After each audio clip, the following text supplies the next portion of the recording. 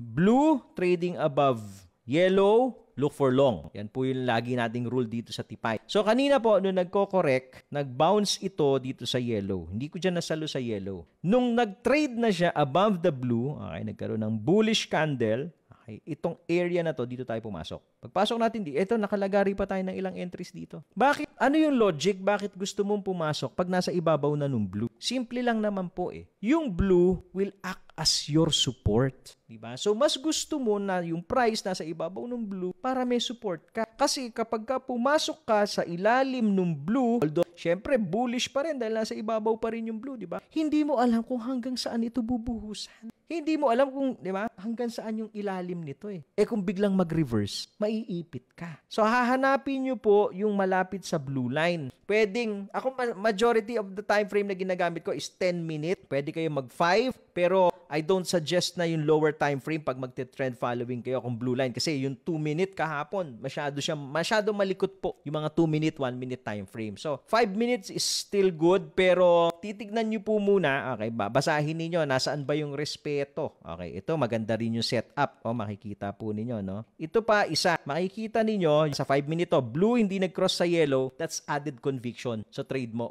hahatawin to. Paakyat pa talaga to, hindi niya kinross eh. Tapos, makikita mo dito, nag-trade above yung price, so pwede ka pumasok. Pwede ka ngayon mag-long. Right? So, yan po yung nangyayari. So, wag mo salubungin ng short kasi nga, okay, nasa ibabaw pa yung blue eh. Darating yung time na iso-short yan. Maso-short natin yan. Pero not now. Kailangan na muna nating mapagod si Goldify. Of course, may mga resistances nasaan po yung mga previous high kasi nag-all-time high. Kahapon, all-time high na naman. So, magiging resistance ulit itong area na to. Makakakita ka ng pullback. Bakit po magpu-pullback? Why? Kasi naiwan na yung blue eh. Ang bilis na ng akyat niya oh. So may possibility na magre-retrace ulit siya, pabalik ulit dun sa blue line. Ngayon, pagka tumama dyan sa blue line, bibili ka na ba? I-observe mo muna kasi baka tagusin katulad po nito. No? Tumagos. Better entry if galing sa ibaba yung price ng blue tapos umangat na siya. Okay? Ibig sabihin, ito tapos na. Okay? Tapos na siya bumaba. Tutuloy niya na ulit. Tapos na yung correction niya. Kasi habang kung sinasalo mo yan dito, hindi mo alam kung hanggang saan yung correction. Eh lalo na, di ba? Yung ginagawa natin, volatile yung market eh. So that's the logic na ina-apply natin. Also, syempre, ano lang yan, isa lang po yun. Importante yung proper position sizing and you also need to look yung mga higher time frames. Okay? So ito naman, bullish pa.